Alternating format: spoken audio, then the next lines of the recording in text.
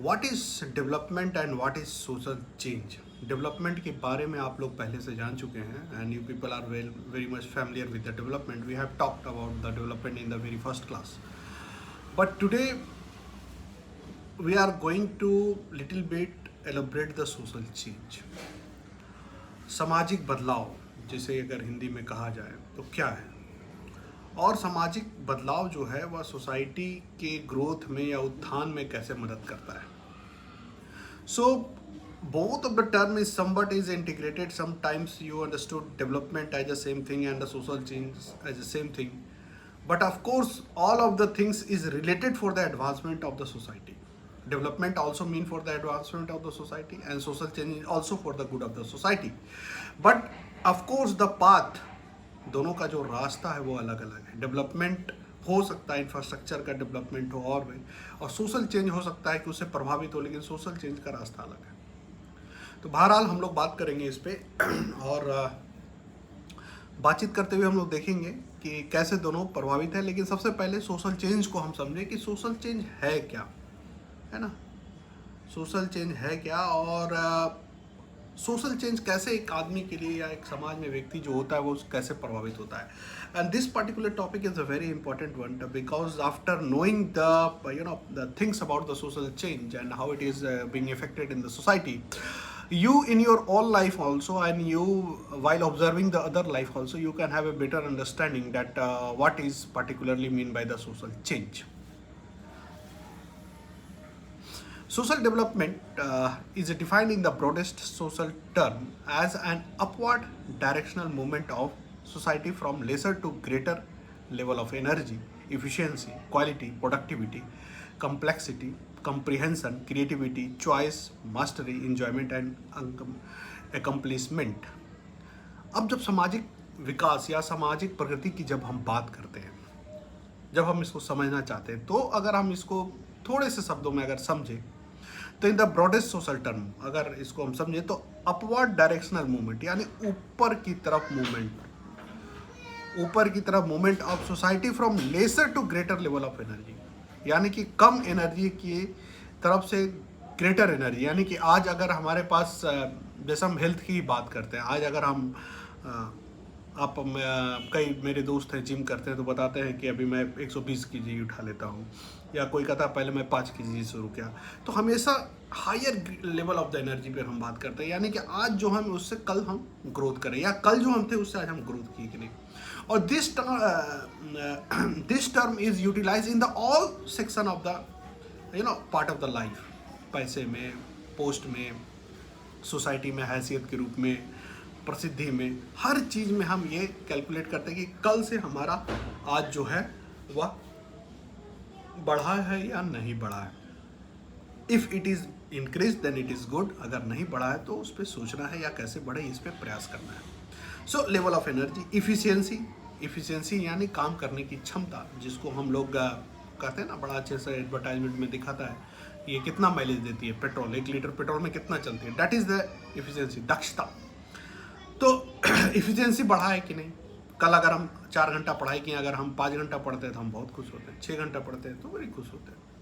लेकिन अगर 1 घंटा पढ़ रहे हैं तो पर भी ठीक है, लेकिन अगर पढ़ाई गोल हो जाए हम टेंशन में आते हैं, क्योंकि हम ये मानते हैं कि हमारी इफिशियंसी घटी है, our efficiency had decrease. So being an student this is your efficiency, but being a businessman, एक बिजनेस वाला आदमी को ये लग सकता है कि हम आज ज़्यादा बिजनेस किए हैं कि नहीं किए, ज़्यादा मेहनत किए कि नहीं किए। So that is efficiency. एक माँ को लग सकता है कि बच्चों की सेवा अच्छे से की कि नहीं, या मेरी जो क्षमता घट रही है, तो that is efficiency. Quality, again गुणवत्ता बहुत मायने, आप कितना भी एफिशिएंट है, कई तरह के काम कर रहे हैं, कितना भी एनर्जी, अगर उसमें क्वालिटी नहीं है तो बेकार है। It means that you have retain A tons of the things in your examination sheet, and of course the nothing substantial is in it, then of course it is of no use। तो quality यानी गुणवत्ता होनी चाहिए। अगर हम कुछ बोल रहे हैं, अगर कुछ भी बोल रहे हैं तो कोई मतलब नहीं, अगर हम लिख रहे हैं, पढ़ रहे हैं, कुछ भी पढ़ रहे हैं तो कोई मतलब नहीं। तो there should be the quality, गुणवत्ता होना चाहिए। और गुणवत्ता यानी कि सच्चाई से सापेक्षता के अनुसार, यानी कि जो लोग चाह रहे हैं, जो एग्जामिनर चाह रहा है, जो बदलाव चाह रहा है, जो क्वेश्चन मांग रहा है वही, जो समय की परिस्थिति मांग रहा है वही क्वालिटी। प्रोडक्टिविटी, उत्पादकता, उत्पादकता भी बढ़ना चाहिए समय के साथ। उत्पादकता यानी कि आज अगर हम 4 ईंटा बना रहे हैं सपोज दैट, तो कल 10 ईंटा हम बना रहे हैं कि नहीं। अगर हम 4 जूते आज मेरे कंपनी में मैन्युफैक्चर हो रहा है तो फिर कल 10 होगा कि नहीं, परसों 20 होगा कि नहीं। So that is the productivity, यानी कितनी उत्पादकता आप में है। जो पेड़ पे जितने ज़्यादा फल लगता है वो उतना ज़्यादा पॉजिटिव माना जाता है। जिस आदमी के आसपास जितने लोग मंडराते हैं किसी कारणवश, वो उतना प्रोडक्टिव आदमी, प्रोलिफिक आदमी है, यानी कि उसमें उतने घास पात तने, उसमें हरियाली है। कम्प्लेक्सिटी, अब एक बड़ा अच्छा है कि आदमी अब इतना कुछ होगा, इफिशिएंसी बढ़ेगा, क्वालिटी बढ़ेगा, प्रोडक्टिविटी बढ़ेगा, तो लाइफ तो जटिलता की ओर बढ़ेगी ही बढ़ेगी। तो जटिलता कई बार that is also seems to be very positive. Once you sit on the car and you find numbers of the buttons are there in the car, someone of AC, someone of music, someone of taking Bluetooth, receiving the phone, someone of then you find that the car is very advanced one, very high tech one. And once you sit on the public tram, public vehicle, for example bus or some other vehicle, and you found that only 3 or 4 switches are there for headlight or for horn and that all. तो कई बार जटिलताएं हमें यह feel करवाती है कि जहाँ पर हम हैं वह बहुत ही आधुनिक है, बहुत ही वेरी एडवांस है, सोफिस्टिकेटेड है। जैसे मोबाइल में बहुत सारे फीचर्स होते हैं, वो जटिल होते हैं, लेकिन हम उसको अच्छा मानते हैं और कंपनी भी प्रचार करती है इसमें ये भी फीचर है, वो भी फीचर है, ऐसा भी है, वैसा भी है। तो जटिलता भी कई बार डेवलपमेंट का प्रतिनिधित्व करता है। आपके घर में अगर बहुत सारे सामान हैं, बहुत सारे ब्रांडेड सामान हैं, वो भी जटिल है। हर सामान को यूज़ करने के लिए दिमाग चाहिए, उसके मेथोडोलॉजी अलग है, उसके प्रयोग अलग है, but it is also a type of complexity, but in spite of that represent the progress, development, comprehension, creativity, choice, mastery, enjoyment and completion. comprehension में चीज़ों को एक जगह ये करने का तरीका, मतलब comprehensive मैंने मतलब बहुत सारे चीज़ हैं लेकिन मुझे पता है कि क्या क्या है, मैं उसको comprehend कर सकता हूँ, यानी एक जगह कर सकता हूँ।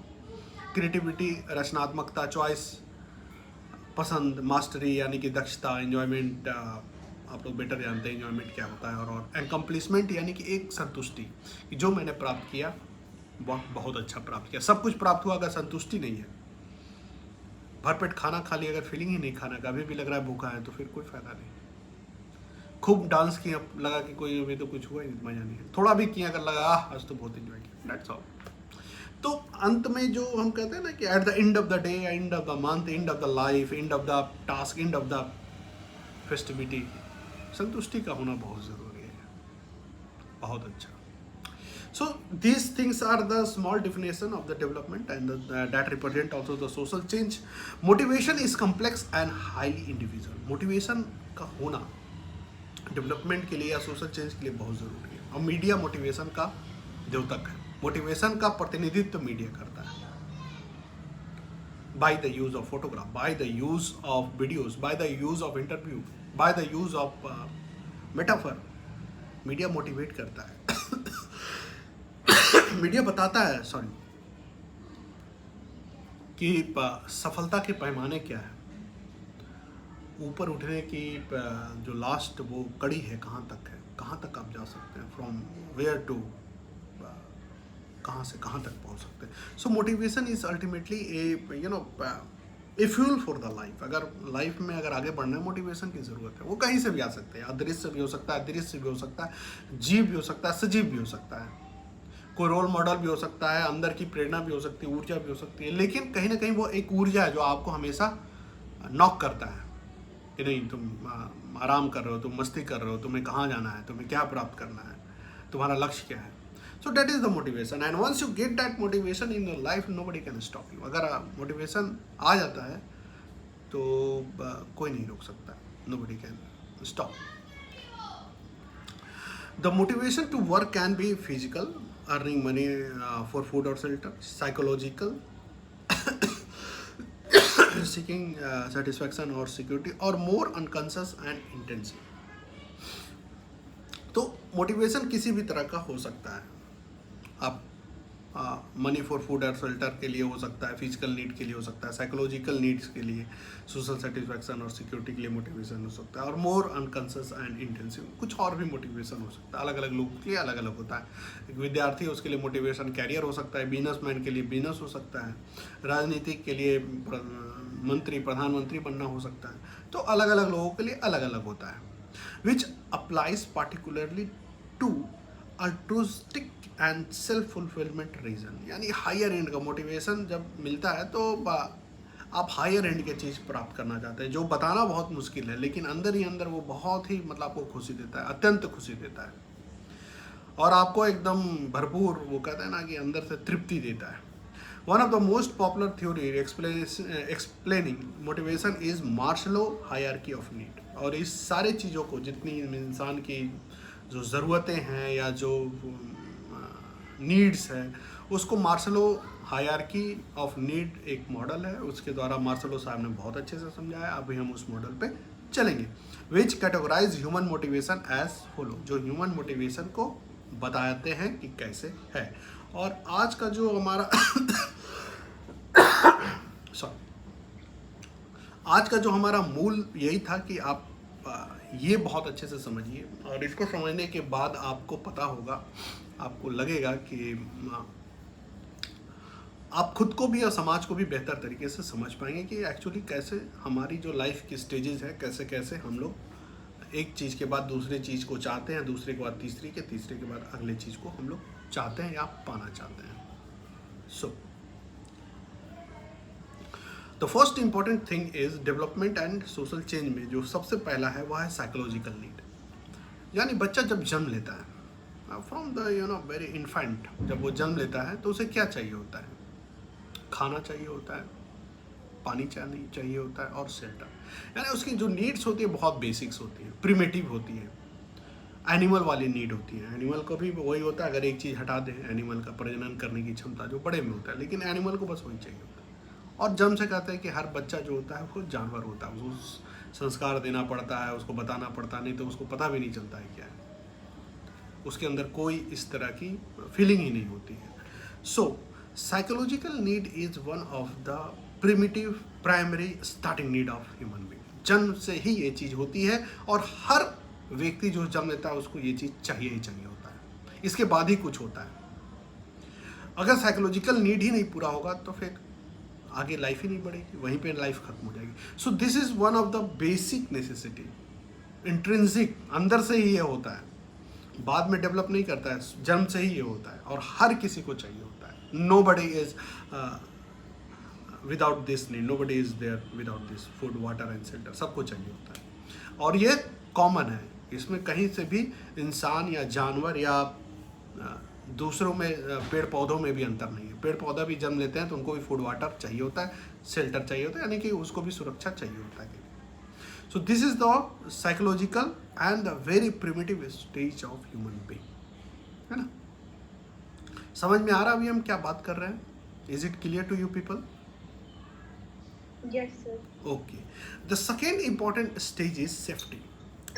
जब आदमी को खाना पानी और मिल जाता है, वो शेल्टर, तो थोड़ा बड़ा होता है वो, और बड़ा होता है तो फिर उसको फिर सुरक्षा की ज़रूरत होती है, सेफ्टी, क्योंकि वो घर से बाहर निकलता है तो उसे लगता है मेरे जैसे बहुत सारे लोग हैं, मेरी जैसे अच्छाइयाँ बहुत लोगों में हैं।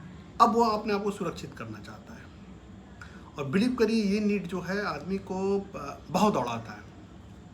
सेफ्टी के लिए आदमी सोशलाइज करता है, सेफ्टी के लिए आदमी कोई ख़ास तरह के भाषा का आवरण अपने ऊपर ओढ़ता है, सेफ्टी के लिए किसी खास तरह के कपड़े पहनता है, सेफ्टी के लिए खास तरह के दिखावा भी करता है, झूठ भी बोलता है, सेफ्टी के लिए कई पॉलिसी भी लेता है, सेफ्टी के लिए प्रॉपर्टी बनाता है, पैसे कमाता है खूब सारा, ताकि हम सिक्योर हों। सेफ्टी एंड सिक्योरिटी के लिए वह तमाम चीज़ करता है,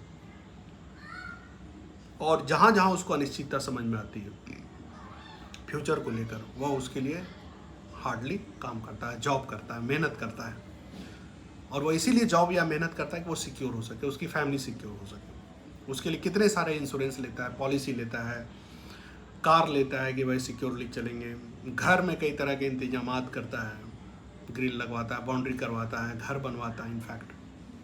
So only due to this particular feature, the human beings strive for the job. They earn the money. They do the labor and they form the social beings. कई लोग बार में गालियाँ देते हैं, उसे लगता है किस तरह सब मजबूत होंगे. कई लोगों को आप बिहार में देखेंगे सर में पगड़ी उड़ी गमछा बांधते हैं ताकि वो आक्रामक लगे. कई लोग तिरंगा तलब खाते हैं ताकि लोग उससे थोड़ा डरें. कई लोग हैं कि अपने रिलेशनशिप को दिखाते हैं कि बहुत कद्दावर या मजबूत लोगों के साथ है.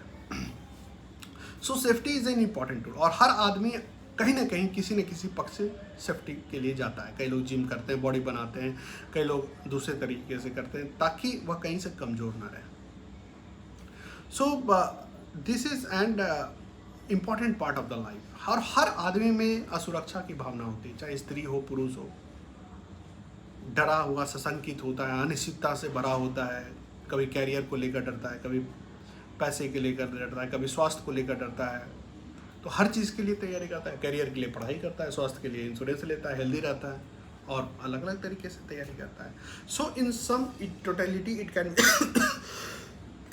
said that the safety is an important part, and being a human the people strive for the safety. जो दूसरा important part है कि सेफ्टी के लिए लोग तैयारी करते हैं, लड़ाई करते हैं, और वह चाहते हैं कि उनको सेफ्टी लाइफ में मिले. Once the people used to secure from all the side, यानी कि पैसा वैसा कमा लिया, जॉब भी मिल गया, परिवार भी ठीक ठाक हो गया, अब उसकी बिलोंगिंग एंड लव जागती है, यानी सोशल नीड की तरफ वो बढ़ता है. अब वो चाहता है समाज में लोग उनको जाने, और जाने तो अच्छाई के लिए जाने, पॉजिटिविटी के लिए जाने, उसका आदर सत्कार हो, उसका नाम हो, उसके बारे में लोग पूछे जाने. और उसके लिए फिर देखिए कि आप जो आदमी पैसा कमा लेता है वो क्या करता है. आप देखिए डोनेशन देता है बहुत जगह, शादियों में खूब खर्च करता है दिखाने के लिए, दिखावा ही है. और भी कई कारण है, एक कारण ये भी है किसी पार्टी वार्टी का ऑर्गेनाइज करता है, लोगों को बुलाता है, ब्रांडेड सारे सामान खरीदता है, ब्रांडेड कपड़े पहनता है, महंगी गाड़ियों पे चलना चाहता है. सो ये सब सारा इसलिए होता है क्योंकि उसको सोसाइटी में अपनी एक जगह बनानी होती है. जो नेक्स्ट लेवल पे स्टीम और रिकॉग्निशन एंड प्रेज देख रहे हैं वह इसी आधार पर होता है. लेकिन उससे पहले उसको बिलोंगिंग और लव, और जो कि सोशल नीड है, वो भी चाहिए होता है. यानी कि वह चाहता है कि उसको प्यार मिले. बिलोंगिंग यानी कि कोई उसको अपना समझे. That is physical, biological and social need also, and nature need also. Nature भी आपको, मनुष्य को इसलिए नहीं जन्म दिया है कि वो कोई IAS बने, कोई IPS बने, कोई प्रोफेसर बने. नेचर कभी नहीं चाहता ये सब, उसको मतलब नहीं है. आप करिए ठीक है, लेकिन आप अगर बच्चे पैदा नहीं कर रहे हैं तो नेचर का काम नहीं कर रहे हैं. नेचर का यही है कि आप खाना खाइए, स्वस्थ रहिए, और जब तक है नेचर का काम करिए. नेचर का काम ग्रोथ करना है. पेड़ को भी उसी लिए बनाया, जानवर को लिए. तो नेचर का काम है. इसलिए belonging and love, that is the part of the nature, that is the natural thing, that is the social thing, that is the biological thing also. तो ये होना ही होना है. जब आदमी डरा हुआ होता है तो उसको, उसके अंदर क्या प्रेम जागेगी, या उसके अंदर क्या किसी के प्रति आकर्षण जागेगी, या क्या उसको अपने परिवार की महत्व समझ में आएगी. पहले तो वो सिक्योर होता है ना. आप जब सांस वास ठीक से लेंगे, आपका हेल्थ वेल्थ ठीक रहेगा, तभी तो फिर आपको आगे भी इच्छाएं जागेगी, या आपके अंदर आकर्षण जागेगी, या आप समझेंगे कि कोई मेरा माँ है, पिताजी है, भाई है, बहन है. बिलोंगिंग जो होता है, या मेरा दोस्त है. पहले खुद को सिक्योर करता है तभी तो कोई दूसरे को दिखता है. सो सिक्योरिटी के बाद आता है कि आदमी जब सिक्योर होता है तो बिलोंगिंग एंड लव पे जाता है. That is the social need. आप परिवार को तलाशते हैं, आप अपना हमसफ़र को तलाशते हैं, अपने नज़दीकियों को तलाशते हैं. इस तरह से अपने आप को गढ़ते हैं. The next part is very important, that is steam. अब उसको जैसा कि मैंने बताया कि ब्रांडेड गाड़ियाँ, कपड़े, पैसे खर्च करना, दिखावा करना, ये सब स्टीम के लिए करता है. ओहदा प्राप्त करना. आप IAS IPS या मंत्री क्यों बनना चाहते हैं? Only because of the steam. कि आपको एक सम्मान, एक रॉयल्टी, एक दैट एक स्वीकारिता जो समाज में होती है कि the particular person is of is a great successful people, is a very highly intellectual people. So anything you want to recognize in the society like this manner, that I am in the society, and the people should know that I am in the society, I belongs to the society, my name is in the society, my post should be made known to all the people. तो नाम, पद, प्रतिष्ठा, पहचान के लिए लोग steam प्राप्त करता है, इसके लिए खर्च भी करता है। बहुत लोग देखिए पैसे वाला है, मंत्री विधायक है, खूब खर्च करता है, दान करता है, डोनेट करता है, अखबार में छपवाता है, फोटो लिखवाता है, कॉलम लिखवाता है, किताबें लिखता है, चांदनी बेहतर जहाँ समझ सकती है, अपने ऊपर किताबों लिखवाता है, डॉक्यूमेंट्री बनवाता है, आदमी फिल्म बनवाता है। तो खूब ये सब काम होता है only due to the esteem factor, कि लोग मुझे जाने, रिकॉग्निशन एंड प्रेज, तारीफ मिले, स्वीकारे लोग। So this is very important factor. और आदमी जितना भी सिक्योर है, सेफ्टी है, साइकोलॉजिकल नीड हो जाए, लव हो जाए, अगर उसको स्टीम नहीं मिला तो खालीपन है। और कई आदमी स्टीम के लिए अपना बिलोंगिंग या लव भी छोड़ देता है। हमारे प्रधानमंत्री जो है, आप बेहतर जानते हैं। तो स्टीम इतना बड़ा चीज़ होता है कि लोगों के लिए बहुत बड़ी चीज़ होती है, यानी सामाजिक स्वीकार्यता, सामाजिक पहुँच या सामाजिक दायरे में बढ़ना। So this is very important thing. So steam, और अलग अलग लोगों के लिए ये मायने अलग अलग रखता है। Now the next and the last important is the self actualization, altruism and self fulfillment. और ये हाईएस्ट लेवल, जब आपको सारा लेवल मिल जाता है, और इसका कोई किलो नहीं है कि 1 किलो स्टीम है या 2 किलो, किसी आदमी के लिए अलग मायने, किसी के लिए, किसी को छोटा मोटा भी अगर सामाजिक स्वीकार्यता होती है, मोहल्ले के लोग जानते हैं, उतना में ही खुश होता है। किसी को पूरा देश भी जानता है तो पर ही खुश नहीं होता है, या हो सकता है कि खुश भी हो जाए। किसी को पूरा विश्व भी जानता है, हो सकता है खुश भी होना। तो लाइफ के किसी पॉइंट पे आपको ये फील होना चाहिए कि नहीं, अब मुझे भी लोग जानते हैं, the people are knowing me. So the esteem basically relates or direct to a that point in the life where you have a feeling, a notion that no, today I am feeling very accomplished, very fulfilled, very बहुत ही गहराई से मुझे ये feel हो रहा है कि मैं आज भरा पूरा हूँ। तो ये स्टीम है कि यानी कि आपको लगे कि आज मैंने प्राप्त किया, सोसाइटी, समाज, सब लोग मुझे जानते हैं। नाउ सेल्फ एक्चुअलाइजेशन ये है कि जब सब चीज़ की फीलिंग आपको आएगी, जब तक आपको स्टीम की फीलिंग नहीं आएगी आप ऊपर जा ही नहीं सकता, आप वही सामाजिक बनाते रहेंगे। बिलोंगिंग एंड लव जब तक नहीं मिलेगा आप फिर स्टीम में नहीं आएंगे। मतलब ये आगे पीछे हो सकता है, लेकिन सेल्फ एक्चुअलाइजेशन आपको पहले नहीं मिल सकता। दिक्कत ये है, वह सबसे लास्ट में ही मिलेगा जब सारे चीज़ आपको मिल जाएगा। कहते हैं ना, मोक्ष की प्राप्ति तब होती है जब आपका मोह से क्षय हो जाता है, यानी मोह से मोहभंग हो जाता है कि अब मुझे कोई लालसा नहीं है, तब मोक्ष मिलता है, लालसा आपकी मर जाती है। तो जब तक स्टीम की भावना रहेगी कि स्टीम मिले, पहचान मिले, प्रसिद्धि मिले, पैसा मिले, सुरक्षा मिले, या साइकोलॉजिकल नीड ही नहीं पूरा हो रहा है, खाना नहीं मिल रहा है, पानी नहीं मिल रहा है, तब तक सेल्फ एक्चुअलाइजेशन नहीं होगी। जब सारी फीलिंग आ जाएगा, ये जरूरी नहीं कि साइकोलॉजिकल नीड या सेफ्टी, बिलोंगिंग 10 साल तक मिलेगा तब सेल्फ एक्चुअलाइजेशन। हो सकता है कि एक ही दिन आपको स्टीम मिले, उसी दिन आपको सेल्फ एक्चुअलाइजेशन लाइफ में मिल जाए, और किसी उम्र में मिल सकता है। ये कोई जरूरी नहीं कि 60 साल के बाद या 70 साल में मिलेगा। हो सकता है कि अलग अलग आदमी के अलग अलग टाइम लेंस हो। तो हर आदमी को अपना एक लेवल होता है जब सेल्फ एक्चुअलाइजेशन उसको लगता है एक दिन के आनंदमयी हो जाता है, खुद में खो जाता है। और दर्शन उसके लिए है खुशी से भी ऊपर, हंसने से भी ऊपर, सक्सेस, ये सब तो बहुत छोटा टर्म है, उसके लिए एक बड़ा अच्छा टर्म है, याद नहीं आ रहा है, ब्लिस जो कहते हैं, ब्लिसफुल लाइफ, यानी कि वो ऐसी अद्वितीय खुशी जिसको फील करने के बाद आपको लगता है कि अब कुछ बचा नहीं लाइफ में, nothing has been left in the life, सब कुछ मैंने प्राप्त किया ultimately. So that point of the life is self actualization, और ये सब कुछ मिलने के बाद ही मिलता है।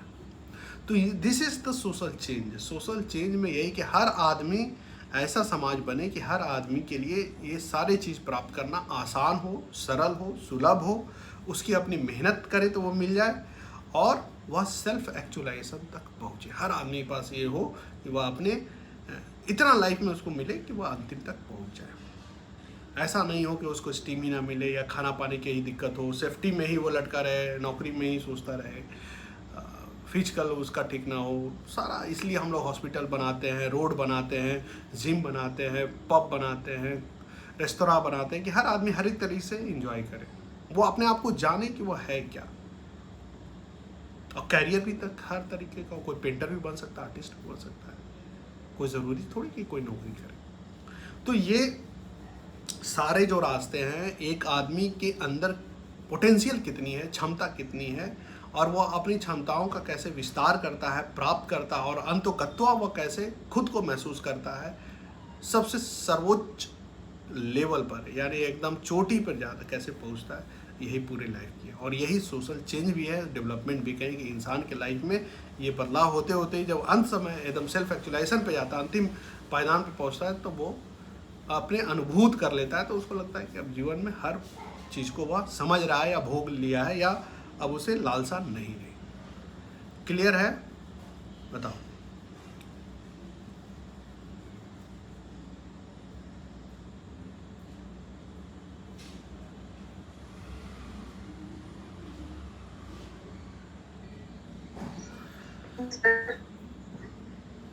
चलो, मार्सलो मॉडल क्लियर है आप लोग को?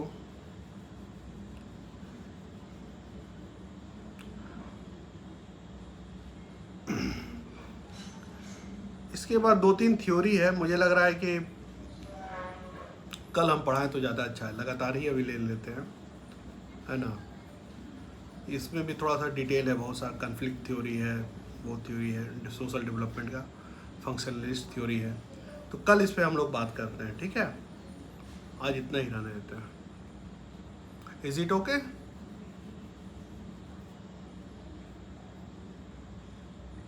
Okay sir. Sir self actualization एक वो स्टेज है जहाँ पे डिजायर्स जो होते हैं वो खत्म हो जाते हैं। ख़त्म नहीं होते हैं, जैसे कि आप ये समझिए ना, ख़त्म कहना ठीक नहीं, जब तक लाइफ है तब तक कुछ ना कुछ ज़रूरत हो गई, लेकिन एक डिज़ायर जब मन में आती है तो आपको व्यथित कर देती है, चिंतित कर देती है, आपको एकदम ऐसा लगता है कि अभी प्राप्त हो जाए। जैसे अभी किसी को फिल्म देखने का मन है, अब उसके सामने एग्ज़ाम है मान लीजिए 2 दिन बाद, और उसको कोई अच्छी फिल्म लगी है, उसका फेवरेट फिल्म हीरो का, अब वो जान रहा है कि दिमाग उसको कह रहा है कि एग्ज़ाम ज़्यादा ज़रूरी, लेकिन उसके अंदर इच्छाएं इतनी तीव्र हो गई कि वो फिल्म देखने चला जाता है। लेकिन जब सेल्फ एक्चुअलाइजेशन आपको प्राप्त हो जाता है तो आप भावावेश में नहीं जाते हैं, आप चीज़ों को देखते हैं कि अगर ठीक ठाक है, अगर एग्ज़ाम 2 महीने बाद है या 6 महीने बाद है तो ठीक है, अभी कोई दिक्कत नहीं, तो आप चले जाते हैं। लेकिन आप पे कोई चीज़ हावी नहीं हो सकता, आप मन के मालिक होते हैं, मन आपका मालिक नहीं बन पाता है। तो ये सेल्फ एक्चुअलाइजेशन है, यानी कि कहते हैं गार्जियन जैसे होता है ना, कि बच्चे लोग जैसे भावावेश आते हैं, उसको सर्दी भी आइसक्रीम खाएगा ही खाएगा, लेकिन गार्जियन उसको समझाते हैं, तो उससे ऊपर आपकी समझ है या आप चीज़ों को देख पा रहे, समझ पा रहे, तो उसको रोकते हैं। तो उसी तरह से आप जब अपनी इच्छाओं के मालिक हो जाते हैं, जब आप पे कोई इच्छाएं हावी नहीं हो पाती है आपके ऊपर, किसी भी तरह की काम, क्रोध, मोह, लोभ, जितने भी तरह का इच्छाएं वह आपके सामने नतमस्तक होती है या आपके अधीनस्थ होती है। आप ज़रूरत पड़ता है तो किसी को जगाते हैं, उससे काम लेते हैं, फिर उसको शांत कर देते हैं। तो डैट इज़ सेल्फ एक्चुअलाइजेशन, यानी कि आप अपना मालिक खुद होते हैं, ना समय, ना परिस्थिति, ना साम, ना दंड, ना भेद, कोई आपका मालिक नहीं होता। तो डैट इज़ सेल्फ एक्चुअलाइजेशन, यानी आपने सबको अच्छे से झेला है या आपने इंजॉय किया है, कुछ भी सब, तभी आप उसके मालिक हुए। जैसे शेर का मालिक कौन होता है? मन तो भाई शेर है, सांप है, सबसे खतरनाक, तो शेर का मालिक वही होता है जो उसके खतरे उठाता है, उसको झेलता है, उसको रोज ट्रेनिंग देता है, खिलाता है, पिलाता है, डर भागता है, तब उसका मालिक बनता है। उसी तरह सांप का मालिक कौन होता है? जो उसको नचाना जानता है, उसको वश में करना जानता है। तो उसको या तो आप झेले हैं या तो आप इंजॉय किए हैं, तभी आप सेल्फ एक्चुअलाइजेशन तक पहुंचे, है ना। मान लीजिए कोई आदमी बहुत प्रसिद्ध हो है, आप कई लोग प्रसिद्ध आदमी को देखते हैं और हो सकता है कि उसकी प्रसिद्धि उसको तृप्ति ना दे रही हो, लेकिन अचानक कुछ गलत करता है, उसको इतनी गालियां मिलती है, तो उसको लगता है कि वाकई हम इतना प्रसिद्ध थे तभी इतना गालियां सुने। तो हो सकता है आपके मन में तृप्ति आ जाए कि अब भाई हो गया, प्रसिद्धि बहुत प्राप्त कर ली, इसके पॉजिटिव्स और नेगेटिव्स सब देख लिए, है ना। सोशल ट्रोलिंग कई बार देखते हैं या अखबार में, कई लोग अच्छे अच्छे प्रसिद्ध लोग अचानक से बदनाम हो जाते हैं किसी कारण, बहुत छोटा उसका कोई बड़ा रहता भी नहीं, तो उनका हो सकता है कि सेल्फ एक्चुअलाइजेशन का एक स्टेज वहाँ पूरा हो गया हो, कि अब उनके मुंह भर गया हो। बहुत लोगों को देखते हैं आप, बहुत लाइमलाइट में रहता है, अचानक गायब हो जाता है, उसको फिर मन नहीं करता है, संन्यास की तरफ मुड़ जाएगा। आप देखते होंगे कई लोग, एक ममता कुलकर्णी हीरोइन थी, कई सालों बाद उसका फोटो आया कि कई सन्यासीन जीवन जी रहे, जबकि वो बहुत ही ग्लैमरस हीरोइन थी। तो किसके लाइफ में कब मोड़ आ जाए, कौन सा रास्ता ले ले, नोबडी नोज। लेकिन हाँ, एक पॉइंट आता है जब आपको लगता है कि इट्स एनफ, अब मन भर गया, अब इसमें कुछ रखा नहीं है, प्रसिद्धि में या पॉपुलरिटी में, स्टारडम में या पैसे में। लेकिन हाँ, जब तक मन नहीं भरेगा तब तक आप ऊपर नहीं आ सकते। इसलिए कोई अगर पढ़ ले, किताब पढ़ के कोई कहते कि नहीं हो गया, ऐसे नहीं, रियलिस्टिक होना चाहिए, तभी बदलाव आता है। ठीक है आरती? Yes sir. अब देखो, तुम लोग को हम जैसे हम बताते हैं, जब खुद पैसे नहीं कमाते थे तो लगता था कि पैसा मिल जाए कहीं से, इतना एंजॉय करेंगे, जिस दिन कमाएंगे उस दिन बहुत एंजॉय करेंगे, बहुत खाएंगे पिएंगे घूमेंगे, एकदम पूरा पटना आ जाए, पूरा अपना सार रहेगा। लेकिन जब जॉब करने लगे तो फिर अब वो चीज़ आकर्षित नहीं करती। स्टूडेंट लाइफ में बड़ा ये लगता था। तो यही है, लाइफ के साथ ये परिवर्तन आता है। जब जो चीज़ नहीं होती तब तक उसके प्रति बहुत तीव्र इच्छा होती है, जिस दिन वो मिलता है उसी दिन लगता है कि व्हाट नेक्स्ट। और यही है कि वो सेल्फ एक्चुअलाइजेशन आपको खींचते रहता है, आपको दौड़ाते रहता है कि किसी न किसी दिन आपसे मिलेंगे, और वो अपना जो अदृश्य है उसमें छपता है, वो आपको बुलाता है। ठीक है, और किसी का कुछ प्रश्न हो तो बताओ।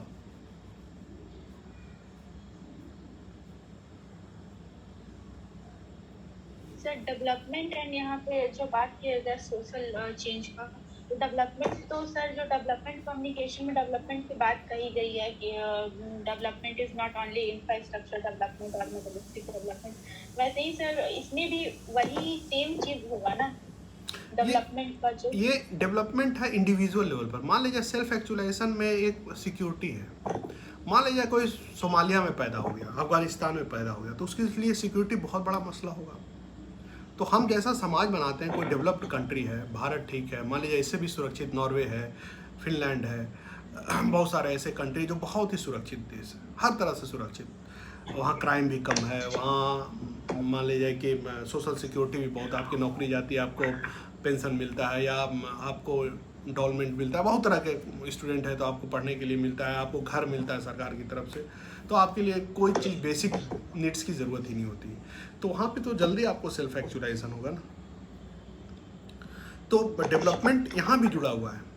अब स्टीम एक फैक्टर है। अब हमारे यहाँ इतना पॉपुलेशन है कि अपनी पहचान बनाना बहुत टफ है भारत जैसे मुल्क में। तो पॉपुलेशन बहुत ज़्यादा, कंपटीशन बहुत ज़्यादा हर चीज़ में, और जिस मुल्क में कम लोग हैं वहाँ पे तुरंत आप छोटा मोटा भी कुछ करेंगे पॉपुलर हो जाएंगे। तो हर तरह की चुनौती, आप समाज को जैसा बनाते हैं, लेकिन ये अवसर भी है कि आप एक बार यहाँ पॉपुलर हो जाएंगे तो आपको किसी देश में देखना नहीं होगा। जितने बड़े बड़े यूट्यूबर हैं या जितने बड़े बड़े गायक हैं, आप देखिए कि उनके अपने देश की संख्या कितनी, बिहार इतनी जनसंख्या कई यूरोपियन कंट्री की है, तो आप कितना भी पॉपुलर होंगे तो एक बिहार इतना ही लोग वहाँ जानेंगे आपको, और यहाँ पॉपुलर होंगे तो सोच लीजिए आधा विश्व आपको जान रहा है। तो जो चीज़ आपके लिए चुनौती है वही चीज़ अपॉर्चुनिटी भी है, दोनों नज़रिया। तो सेल्फ एक्चुअलाइजेशन में मैंने कहा ना कि कई बार प्रसिद्धि से आपको अगर संतुष्टि नहीं मिलती है, तो आपकी अगर बुराई हुई तो आपको हो सकता है संतुष्टि मिल जाए कि भाई हो गया, प्रसिद्धि प्राप्त कर ली। तो दोनों चीज़ से आपको संतुष्टि मिलती है। जो चीज़ चुनौती है वही चीज़ अवसर में भी बदल जाएगी, और यही सत्य है। तो इसमें भी डेवलपमेंट होना चाहिए, है ना। अच्छी नौकरी आपको तभी मिलेगी जब अच्छे विकसित शहर में आप रहेंगे, विकसित देश में रहेंगे, अच्छी पैकेज मिलेगी, अच्छी जगह खाएंगे पिएंगे, तो आपकी जो अपनी इच्छाएं हैं या लव है या टुगेदरनेस है या फीलिंगनेस है, वो जल्द आप घूमेंगे फिरेंगे तो जल्दी वो पूरा होगी, क्योंकि सबका एक लेवल है, उस लेवल तक पहुंचना है, सैचुरेशन पॉइंट। उसके बाद ऐसा नहीं है कि पानी सैचुरेशन पॉइंट पर जाके खौलती नहीं है, खौलते रहेगी, लेकिन वो पॉइंट पहुंच चुकी है। अब उसको और ऊपर नहीं किया जा सकता है, उसका सैचुरेशन पॉइंट वही है। तो that is you know the concept behind it. Aarti? Okay sir.